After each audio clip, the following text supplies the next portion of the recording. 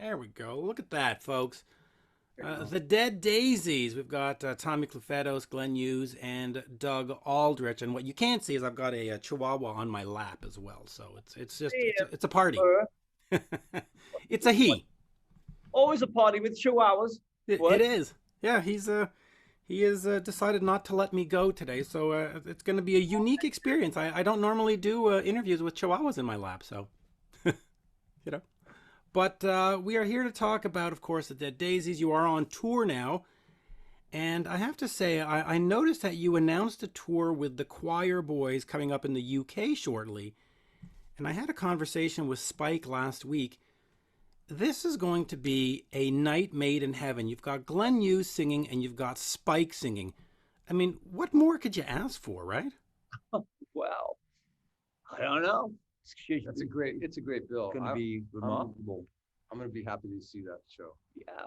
Yeah, it's going to be a great bill. So let's talk about, first of all, the album Holy Ground came out earlier this year. Of course, because of COVID, you had to postpone and delay and so on and so forth.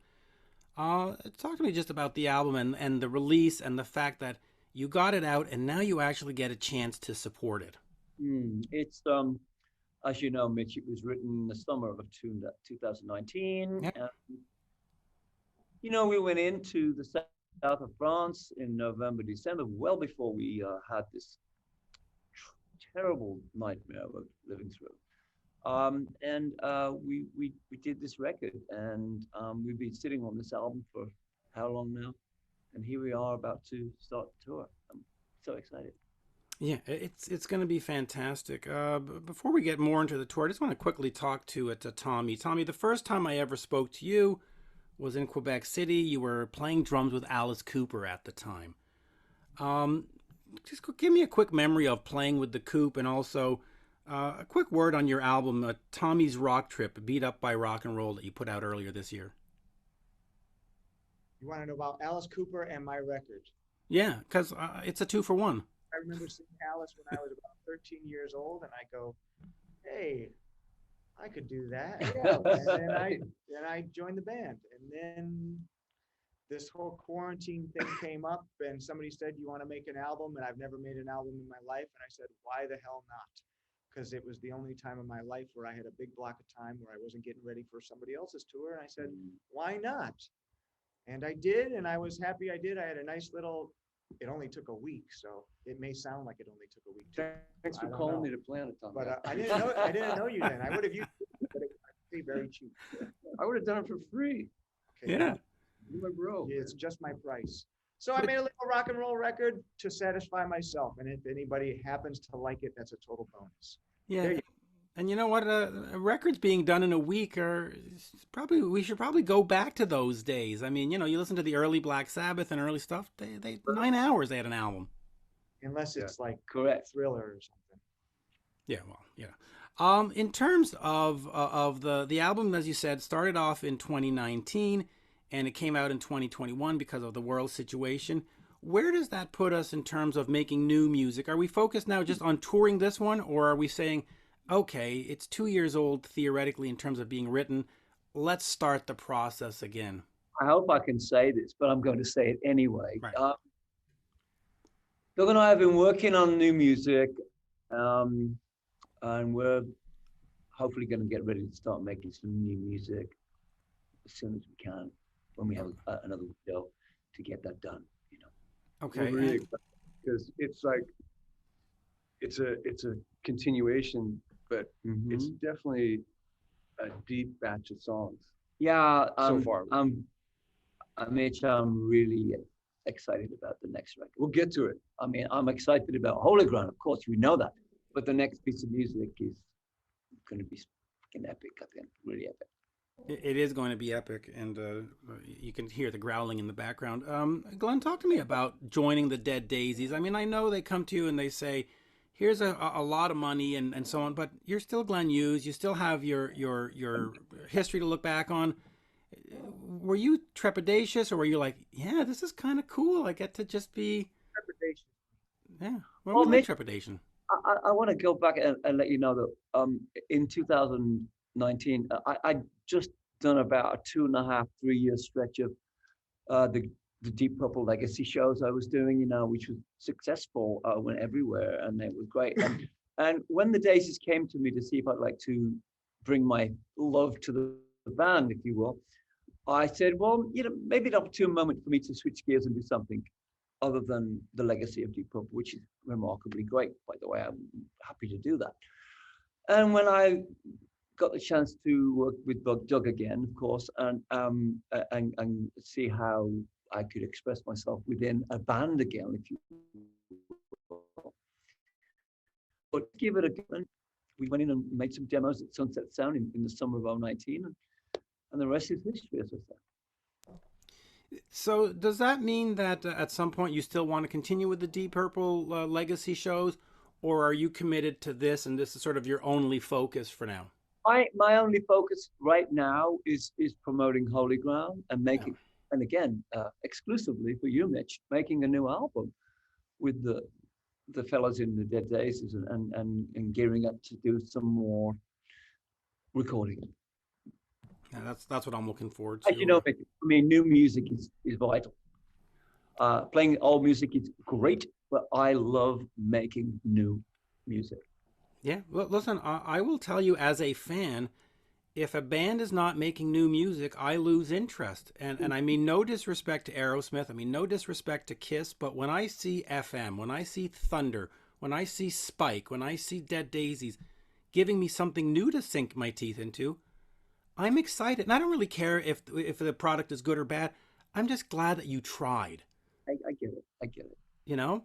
Yeah. And to me, that's absolutely the keystone. And I don't know how as an artist you just say, oh, well, I've done this for 15 years. Now I'm just going to sit back and do nothing. I mean, doesn't that creative juice always sort of stick with you? Gotta keep making new music. It's got to pour out of you. It really does. Cathartic. Yeah, I mean, it has to be. Doug, in terms of Holy Ground, talk to me about the process and your contribution and getting your guitar parts and getting your sort of stamp on it. Well, I tried a little different approach because with Glenn, Oops, getting a little bit of delay on the stream there. And he's really a. But yeah, it's anyway. Glenn was really. It was inspiring for me to work with Glenn in the studio. We never recorded together, and I wanted to take a little different approach. I went for Glenn's a melody guy, and so I wanted to take a little bit of that influence and get a little more melodic on this one, get a little heavier. And but when Glenn, I talked to Glenn and I said, are you in? He says, it's time for me to make some music. And I immediately was like, I went into my studio and started coming up with some riffs that I thought, well, Glenn might like this, Glenn might like that. It's always down to the singer. So my contribution is trying to bring things that inspire the guys I work with.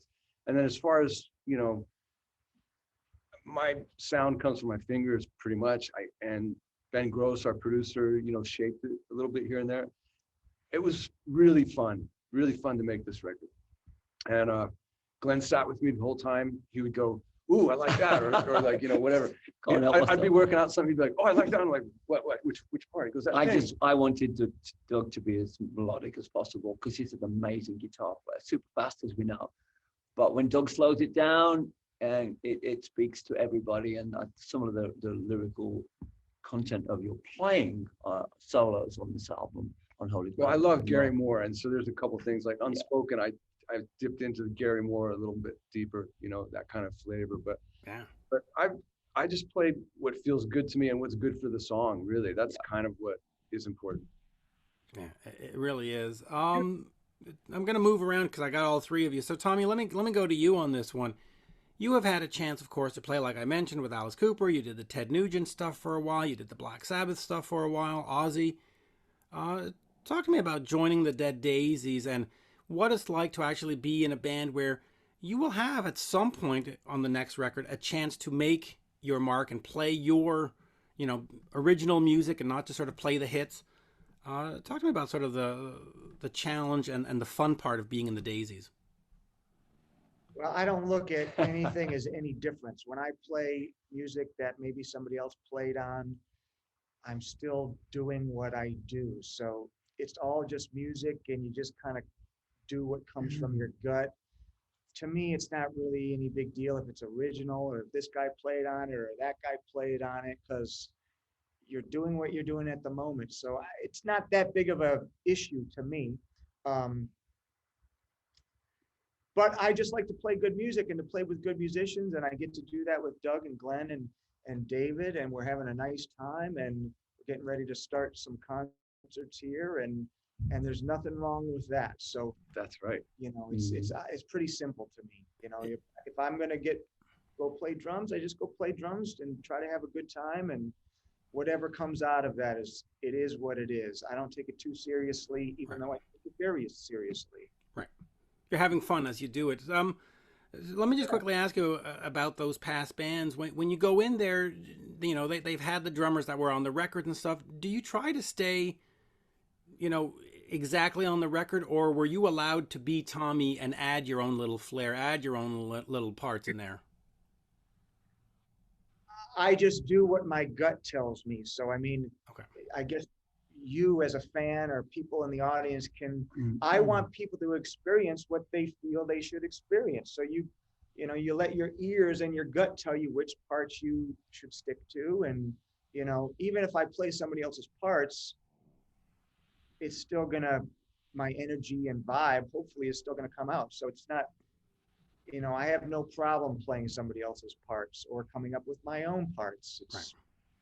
Tommy is a lot heavier than most drummers, so it's one and the same to me. it's brought a lot of heaviness into the band, which is great. Tommy is a secret weapon, quite frankly. I mean, with all the bands I've seen him play with, he's just been phenomenal. I mean, I love Bill Ward, but when they said Tommy's going to be in Sabbath, I sort of went, yeah, okay, I'm good.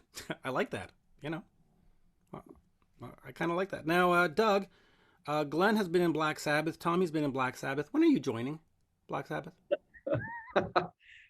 I'll never, because you can't replace Tony. That's it, man. They've got a lifer right there. That's impossible.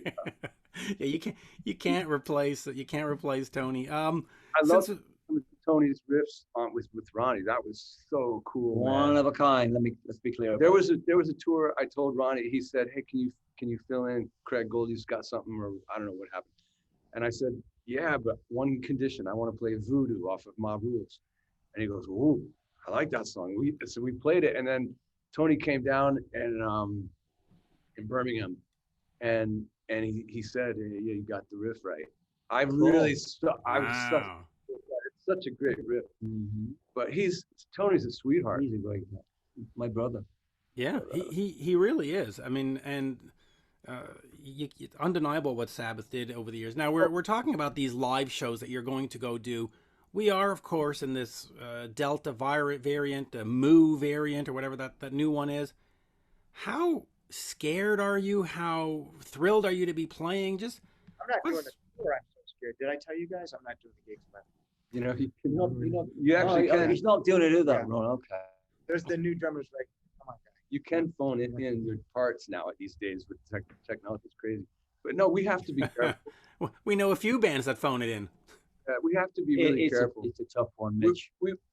We it's a challenge. It's going to be a challenge that we're going for it. We're going to stay We're risking healthy. our lives for you. Well, a lot of our friends, talking about is getting sick again, and they're setting the parameters out for us that we have to be super, super careful. So whatever we do, we have to make sure we're masked up and good. Yeah, I mean, Gary Newman just announced that he's canceling his tour, and it's just like, man, every day it's a new cancellation. Does that? We're going to stay safe. We're going to, unfortunately, not be able to be as close to the fans as we would. It's a shame. But we are, like Tommy said, we're coming. We're putting on a concert. We want you guys with us. In terms of not, because part of the whole thing about going out live is seeing the public, shaking hands, giving the autograph, doing the meet and greet. And let's not hide the fact that meet and greets financially are very important for a lot of bands. You're not going to be able to do that. Is it going to create some kind of disconnect with you in the audience that you can't get in there and shake their hands and sign the holy ground? And So I think, look, for me, I don't know about these guys, but when I go to a concert in LA, I very rarely will go backstage. I Right. just see the show. I just want to hear the music and hear the songs. I don't want to, that other stuff, if it happens, that's cool. But I think the connection comes from the performance. Correct. And I think that everyone knows. Of course, they want to see us, and we want to see them. I just think it's a waiting game now. Let's just get on the road. Let's do our thing. Let's say hi whenever we can. But everybody's waiting to get back together. The full circle. It'll happen eventually. It will happen. Yeah, I mean, there's no right answer in this context. I mean, you can't condemn bands for going out, but you can't. It's weird. Glenn, since I have the Chihuahua here on my lap, let me ask you. You've always been very supportive of animal causes. You've tweeted and pictured of your animals all the time. Talk to me about the importance of having animals in your life, because. And I ask you that because Ginger Wildheart of the Wildhearts tweeted this morning that he's on tour and he had to leave his dog home and it's killing him. Talk to me about animals and the importance for you. I don't have any children. Right. Just didn't work out that way, unfortunately. I wanted to be a father, but I'm a father to many, many, many animals. I started bringing dogs home 20 years ago. I was in New York and brought the first one home, and I've been, I said to Gabby, we don't have any kids, so I'm always going to be bringing dogs home. And I work with the, Dolphin Project, as you know, and definitely working with Amanda Foundation in Los Angeles and numerous other, rescue places and Animals Asia with ambassador there. And for me, I love animals. I love children, but I don't have any. But my children are my fur babies, and I'm always going to be bringing them home. Gabby, I know you can hear me. How many do you have currently? Pardon? How many do you have currently? At the moment, we have 3. We had 6 dogs and 2 cats, and we lost a couple. But I'm sure there's going to be more added to the group as we trudge along this happy road of destiny. Yeah, You know what I mean, Mitch. I know you're a dog-friendly dude. Yeah, well, this one's a rescue. He's 9, and I was told that he was a Diablo, and really, all he wanted was somebody to pay attention, So there we go. The new policy at many of the venues, from Live Nation to AEG, is you have to be vaxxed. You need a vaccine passport to get into shows. It's been controversial. There have been up to 50% ticket returns in some states. Yeah. But for fans that may not understand, to have a tour, you need tour insurance, and the insurance company wants to protect their investment and so on and so on. And there's lawsuits, and it's not just, it's not just 1 + 1. It's a more complicated formula as to why this is happening. What's sort of your take on all of this? Is it necessary? Is it foolishness? Is it? It's hard. I'm just. And it's very confusing to all the ins and outs that you just brought up. Yeah. I don't even know what our policy is with that. Maybe some of the venues are like that. I don't know, but that's part of the reason why, everyone just needs to be careful. Right. Of course, for those that want to, if there's a band that's playing and you got to get vaccinated, it's up to the person, I guess. I think it's going to be very complicated. Yeah, it's going to be exceptionally complicated. I mean, in Quebec, we've started the vaccine passport. You cannot go to a restaurant or any non-essential place without showing this passport, and it's very strange to think that if I want a hot dog, I got to check in with the government, because the government put an app on your phone, or they ask you to put an app on your phone, and they track. And it's just like, wow, I want a burger, and you're going to need to know exactly where I am. Welcome to the new world. New world. Yes, a tough one, isn't it? That's the government calling. Yeah, they're listening to me right now. Yeah, it is tough, and the way I'm dealing with it is just like, you know what? I'll just make a hamburger at home until it changes. Whatever. I'll survive. You know, No, whatever. but it's strange times. We just have to, I mean, we're just musicians. We just want to play music. You know, that's it. We want to be healthy. We can't wait to get out there, Mitch. It's so looking forward to this run. So looking forward to it. Concert. Yeah, it's going to be great. I mean, I haven't seen a concert since March of 2020, believe it or not. Stop it. Yeah, I know. I mean, I go to 100 concerts a year, and I haven't seen one since March of 2020. Is that because there haven't been any in your area? There's none. There's none here. Montreal is closed. That is rough. Yes, you're right. We wanted to, you know, we were supposed to come up there, you know, but Yeah, we can't get in, you know. you can't get in. No, it's rough. Just real quick, and I'll go around the room. Looking back on your different careers, is there a moment that you're proud of, or an album that you're proud of, Doug? You know, when you look at, for you, for example, with Whitesnake, you put out a bunch of great music with Whitesnake, but or that Hurricane record that you played on was fantastic. What's that sort of one moment that you look back on and went, yeah, I mean, we know it's Dead Daisies, holy ground, but other than that, what do you look back on and say, wow?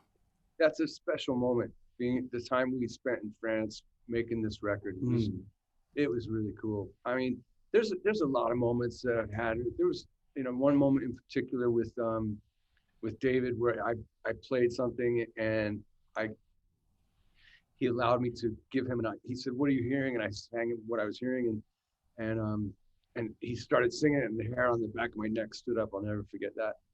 And watching, you know, people like Ronnie and Glenn record their vocals, and it's like when the light goes on, he's fearless. It's like Stevie Ray Vaughan, you know, the recording light goes on and it's like, all right, let's do this, you know, and that's how Glenn is. So, but yeah, every time you get in the studio, for me, I really, of course, I love to play live, and it's a totally different thing, but I love the process of making new music in the studio. It's fun.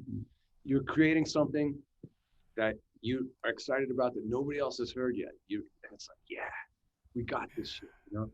That's the greatest thing. Yeah, please do not stop making new music. It's essential in my life.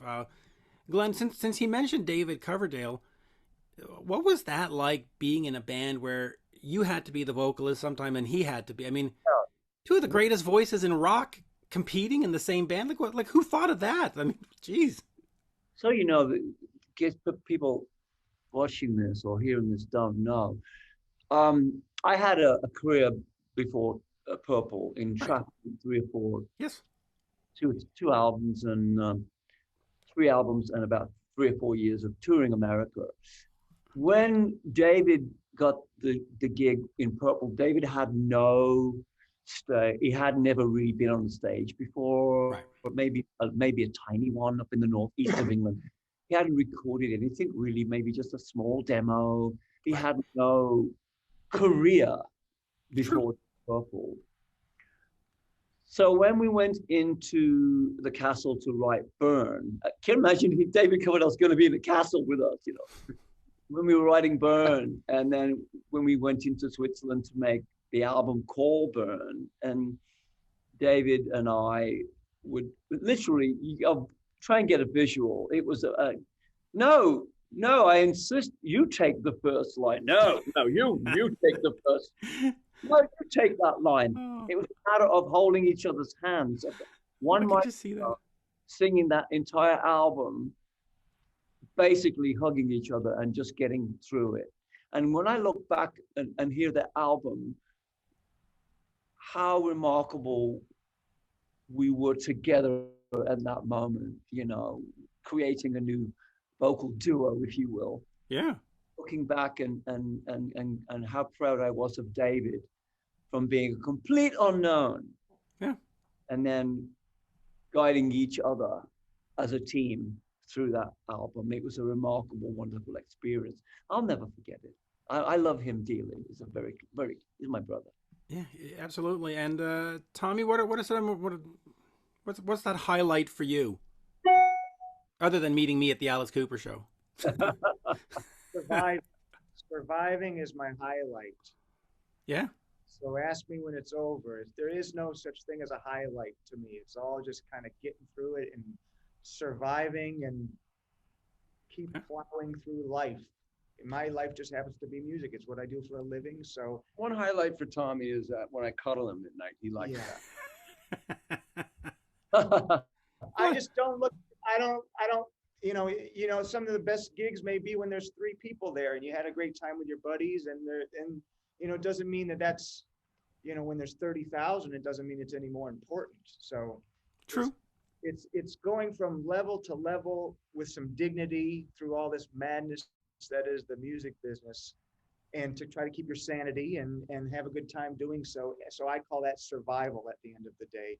Supporting my family, doing something that I love, that's the highlight for me. So it's all one, Yeah. To me, it's like, it's my job, it's my craft, but my dad got up every day and worked hard and he survived and supported us. And now I'm doing the same thing through music. So that's my highlight.